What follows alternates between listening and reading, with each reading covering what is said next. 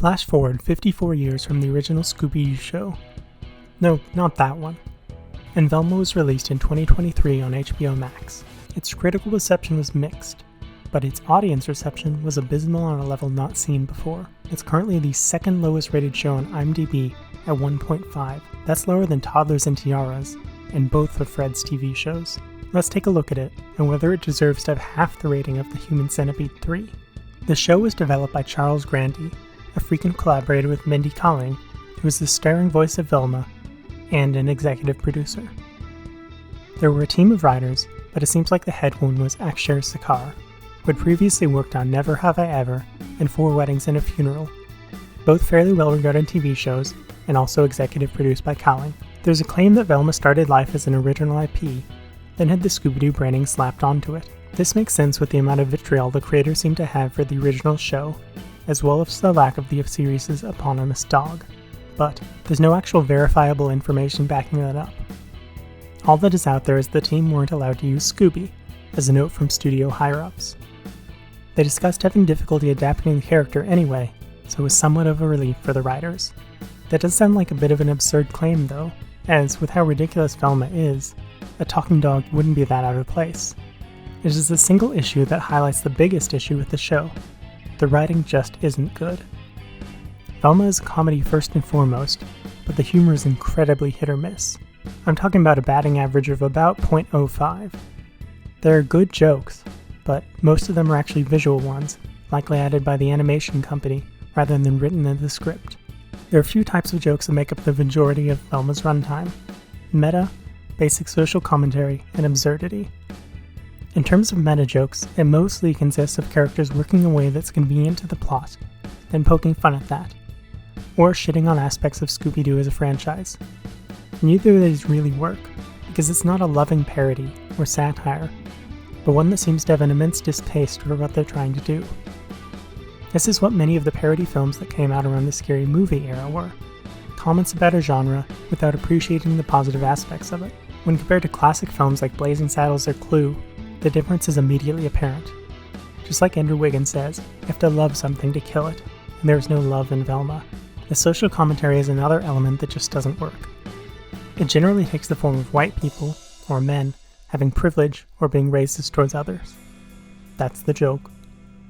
Sometimes this works, but it's the same thing over and over, and there's no additional commentary. Daphne's moms are both police officers, and there is a discussion about their incompetence, but it doesn't get any further into police corruption, brutality, racism, anything. It's just surface level. In the very first episode, they kneecap Fred, which he both immediately gets better from, and it's never brought up again. That of course demonstrates the absurdity of the show.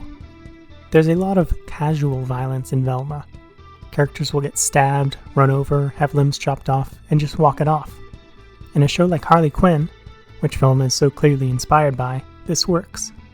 The characters are villains and kill people, but this is not the case with Scooby-Doo characters who are supposed to be heroic. Violence has no impact, which means the primary villain for the story, a serial killer in a welder's mask, isn't actually threatening. In one episode, Daphne kicks Velma across the room and into a wall, then later she's afraid of a guy with a knife. It just doesn't work. The absurdity carries over into the actual mystery of the show, and again it just fails to maintain interest. Clues appear seemingly at random, and when a character says something absurd, the show requires you to accept it for the plot to move on. Magical hypnotism is a central element, and it's not even the first time it happens. Sometimes when something doesn't make sense, a later explanation validates it slightly, but these are rare, and generally don't fully justify the stupidity from before. Ultimately, the humor just falls flat far too often. So it's not a good comedy, but what about the mystery? There are basically 3 main threads to it: a serial killer going around removing girls' brains, Velma's mom being missing, and Daphne trying to find her birth parents. The first 2 connect up in a way that doesn't really make total sense, but it's at least an attempt. Daphne's parents, however, have no relation to the main plot, and about 5 episodes are spent with her B-plot trying to find them, but it's all basically pointless, which is a shame because she is the most likable character of the main 4. There are a few main problems with the serial killer plot. The first is that in the pilot episode, 2 girls' bodies turned up. Then in the 4th episode, another one does. Then nothing is heard from them until the 7th episode, when they appear physically and attack Daphne and Velma. For a 10-episode series, they're such a non-factor for far too long. This might work if the show was episodic, with little mini-mysteries in the meantime, but it's not. Instead, it's character-driven drama for the rest of the time. There are 4 main characters in Velma, the original Scooby Gang: Daphne, Shaggy, Fred, and Velma. Shaggy is called Norville here, but that's been his name since 1988, so all complaints about that are invalid. Daphne's now Asian, Shaggy is black, and Velma is Indian. Anyone complaining about this specific aspect is racist. Complaints about them all being terrible people, however, are perfectly valid. Daphne, voiced by Constance Wu, is the most interesting character. She has 2 cop moms, so she's naturally developed into being a rebel. She sells drugs, although it seems like that was just for 1 episode, which is a strange choice, and in general does whatever dangerous activity suits her at the moment. For some reason, this attitude is said to come from her criminal parents, who she meets about halfway through the series, taking very much a nature over nurture attitude. Part of why she's the best character is she is actually consistent. She wants the same things from one episode to another and makes efforts to get it. First she wants to find her parents, then she does and wants to talk to someone about the conflict it brings up. She strives to be popular and works toward that when she's ostracized. In general, she's a strong character who actually sticks up for herself. These traits are almost reversed in Norville, or Shaggy, played by Sam Richardson. He is called a simp and a beta, unironically, but these traits do kind of describe him. He rolls over for everyone, especially Velma, and while he briefly has enough of her bullshit, he still saves her in the end, ignoring the events that just happened. This is all portrayed as loyalty, but he just comes across as a sycophant. His other traits are more consistent, and what makes him a bit more fleshed out. He's a nerd who runs the school paper and likes swords. He adores his parents and looks up to them. Once he discovers Velma likes Daphne, he follows her around trying to find out why, and in turn is extremely judgmental and kind of awful. His worst moments, however, is when he apparently throws a child off the pier, then rescues her. This is off-screen and played as a joke, but he really should have been arrested for that. Fred, portrayed by Glenn Howerton of It's Always Sunny fame, is actually sent to jail for murder, although he didn't do it. His defining trait is his rich white male privilege, and the advantages that have been bestowed on him, including the inability to do the most basic of tasks. He's also a rage-filled maniac, who has numerous deep-seated issues with his parents that come to light throughout the series. He's also the one character who really changed throughout, attempting to be a feminist and actually developing a small amount of empathy. The biggest problem with his character is how far he is from the original Fred Jones. Fred's biggest trait was his leadership, often being the one to come up with plans or traps. This has remained consistent across basically every iteration, but here he has no desire to lead.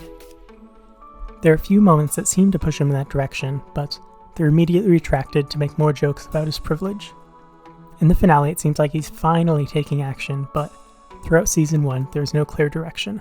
Finally, there's Velma, the titular character, voiced by Mindy Kaling. She's awful, in almost every way. It's certainly a bold decision to have the protagonist be selfish, abusive, unaware, self-loathing, and a narcissist, but that's what the show is. Every time it seems like she's making a step forward in character development, she immediately leaps back. One of the most baffling parts, however, is that there is a love quadrangle going on, and all of it points to Velma. Fred is even specifically interested in her inner beauty, but from a viewer's perspective, there is none. In her first scene, aside from narration, she attacks Daphne in the shower, and then makes an awful meta joke about race swapping. In the next scene, she insults Daphne's moms, then again her dad, then her dad's partner. Generally, she goes around acting holier than thou, and when she gets called out, she acts defensive. She also literally shoves Daphne and Shaggy aside when she doesn't need them. It's genuinely hard to find a positive trait.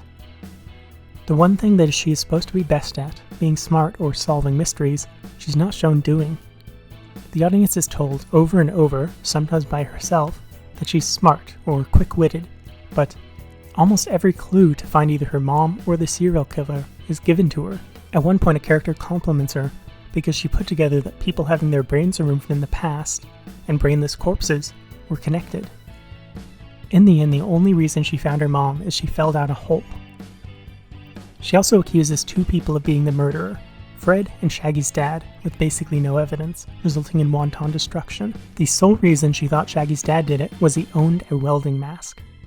This resulted in a tank running through his front wall.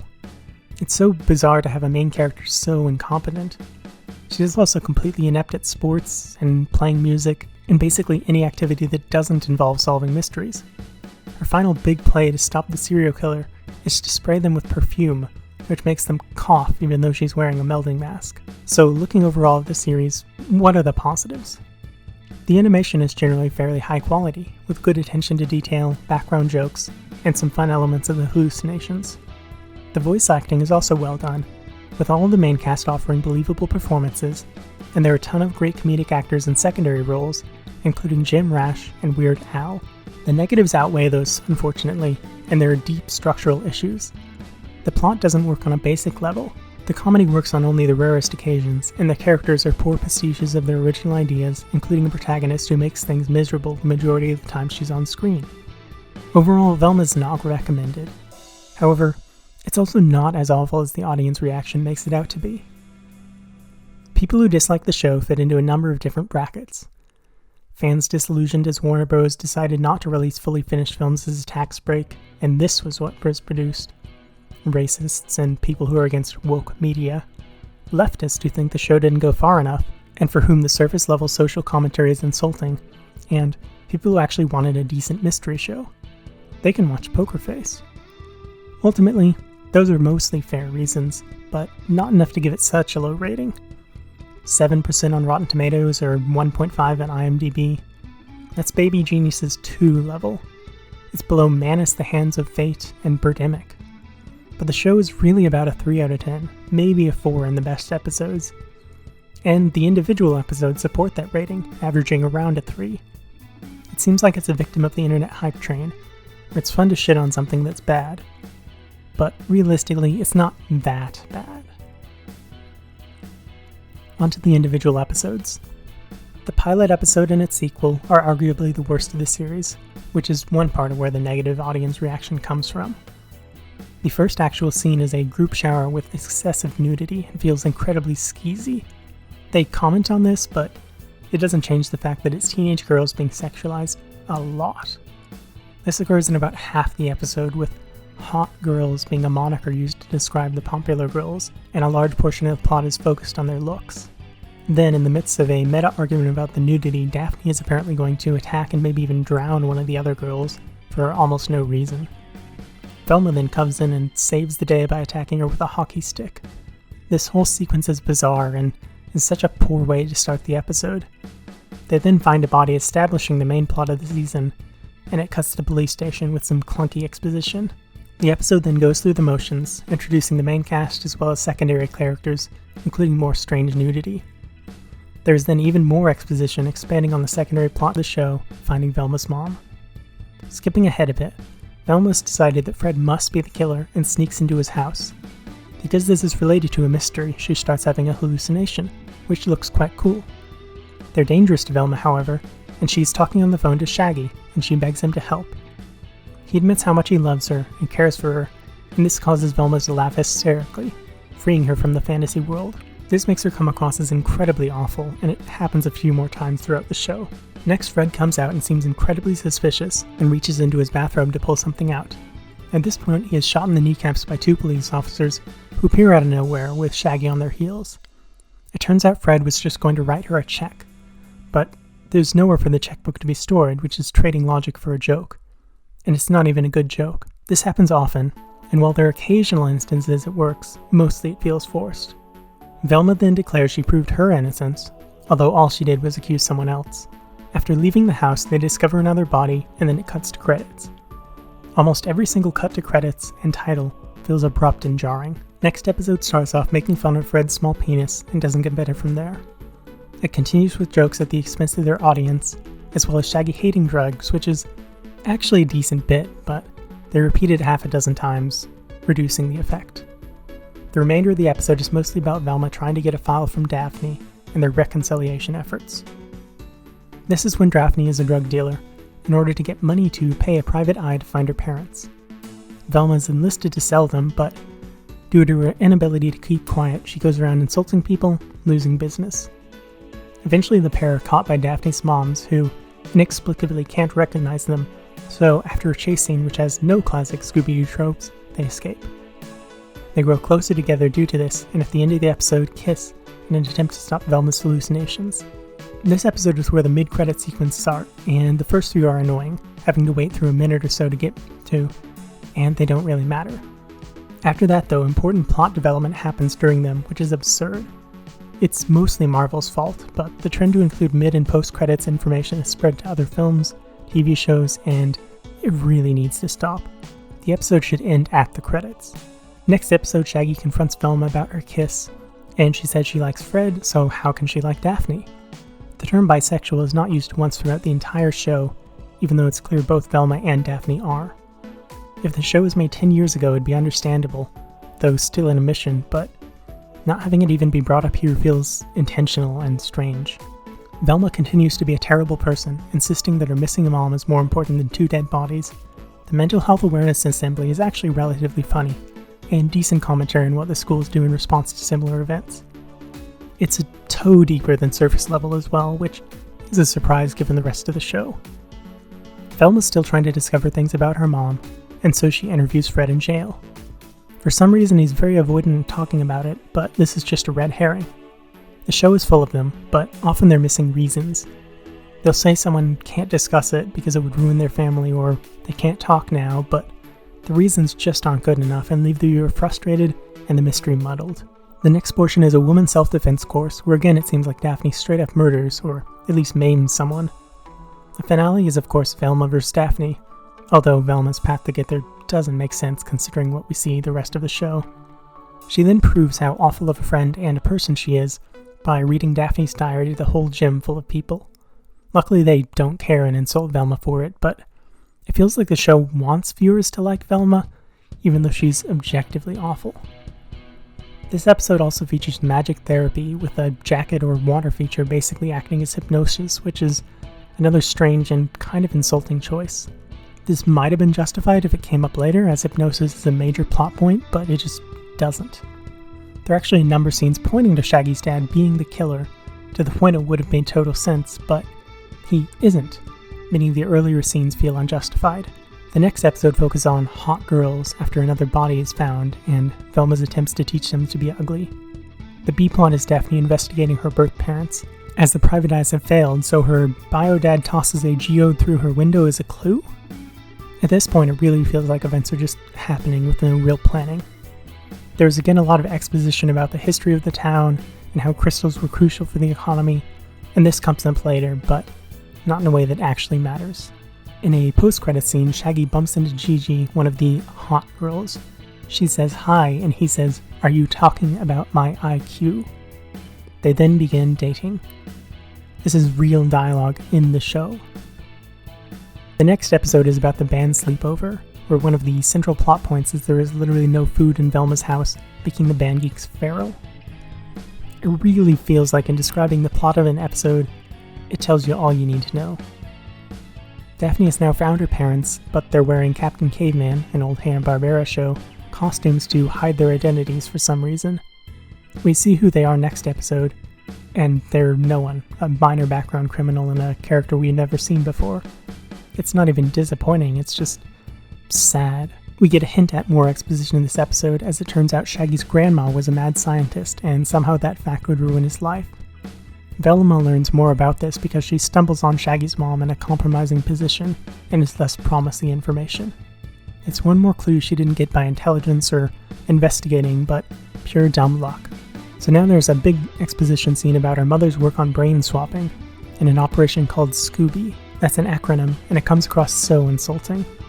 Velma still has killer hallucinations, so has to stop progressing the story until she finds her dad's love. She does this by spending a day with him, and together they stumble upon a clue that says Jinkies. This clue might be the stupidest one, as it turns out that written in invisible ink underneath the word is the phone number of the serial killer, and Jinkies is a character in one of her mom's screenplays, which involves invisible ink. Daphne's plot with her parents finishes here, which is good, I guess. They're criminals, so wanted to mine crystals and sell them, then they do, but Daphne's adopted parents find them. basically teleporting to the cave and arrest them, and that's it. Also, her bio parents are treated like horrible people for ditching her, but they were on the run from the police. Giving her up offered the best life possible. It's then revealed that her adopted parents lied about her origin because they didn't want her to ever feel unwanted. It's such a bad excuse, but at least the diversion is done with. Next is the Fogfest episode, which is probably the best of the lot. There's still weird plot stuff, bad jokes, and lack of logic, but it's one of the best looking ones and has more fun moments than the others. Velma finds out the serial killer is there and has to dress as a man to get in. This offers some basic social commentary, which is fine, albeit repetitive. This episode has an actual Scooby-Doo chase scene, which is fun, and is the first time the writers show they don't hate everything about the source material. Due to the magical fog, which somehow switches objects people are holding, they end up with the killer's cell phone. In a very dumb moment, the next episode, it's revealed the password is 1234, and there's a single picture showing the location of their hideaway. This episode also has a flashback structure that feels super tacked on, and they again make a meta joke about it, but it just doesn't work. They also call the show itself a playful reimagining, which, considering the eventual reception, was a hopeful dig. The episode features Shaggy at his worst, ignoring his girlfriend, calling Daphne hotter than her, and putting Velma's needs above hers. All these traits are all seen in various degrees before, and really does highlight that every member of the group is awful in their own way. The best part of the episode is Fred, who has been kidnapped in a way that makes zero sense given future reveals, interacting with the brain of the murdered girls, who are inexplicably still alive. Then somehow Velma's mom appears, saves the group. This makes no sense, even given everything revealed in the finale, but that's life in Velma.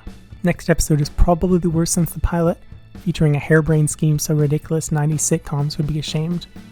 Velma's mom has amnesia, and they need to make her happy for 72 hours, or the memories will be gone for good. They then lie about Velma's dad finding someone new and having a baby, and dozens of other little things. Somehow this works, and it's revealed at the end that Velma's mom was the serial killer, but not actually because she was hypnotized to say she was, but also maybe she did cut the girl's brains out? It's, something. Also, this is when she accuses Shaggy's dad of being the killer solely based on him owning a welding mask, which is the final straw for Shaggy to ditch her, with him leaving the school in the next episode. So that leaves only the finale. Here Daphne finds the most crucial clue in that her bio mom found a gold chain in the caves and then sent it to her. The gold chain has a watch magically appear, because I guess only one type of watch has that chain. So that's where the hypnotism comes in. It's revealed 2 years ago Velma was hypnotized to have her hallucinations and not solve mysteries. Velma then gets another clue by listening to 2 years worth of voicemails from Shaggy, which causes her to fall in love with him and be reminded that she's wearing new glasses, which were a clue from her mom that Fred's parents are responsible. Moving on. She then goes to the estate, sneaks in, and finds the lab where the killer was going to swap Daphne's brains for Fred's, and then knocks the killer out, takes off the mask where it's revealed to be, dun-dun-dun, Fred's mom. There are basically no hints about this, with maybe a whiff of it in the last episode because she had more of a role. She was only in a total of 4 episodes out of a 10-episode season. The whole killing thing was about Fred being incompetent and her wanting to replace his brain with someone better, and apparently hot girls were the only ones with such ambition and drive, especially in a white male's body. Again, more base level of commentary, but it's such a stupid plan that gets glossed over. Fred saves them all, and then in a stunning moment of stupidity, his mother convinces him that she was possessed by a ghost and she gets the upper hand again. She's going to shoot Daphne and Velma, so they declare their love for each other. And that Daphne says she loves Velma, and Velma says she loves Shaggy. The love quadrangle continues. Shaggy then rappels down to save them at the moment, wielding not the sword that his father had made in the last episode, and was prominently featured, but a random one from the first couple episodes. He then blocks a bullet, which causes a stalactite to fall and crush Fred's mom to death. Blood covering everyone, Velma celebrates and twerks. Jesus fucking Christ. The season ends with them getting keys to the city, but arguing among one another. Fred gets the mystery machine, and Velma and her mom kick her dad out of the house he owns. Shaggy also is apparently going to become a hothead due to guilt over killing someone. So that's the show. It was certainly a ride. It was like if you take Small World and shoved Harley Quinn into it, but it was a half-remembered Russian dub seen from across the room. Mixed metaphor, but that fits with the show.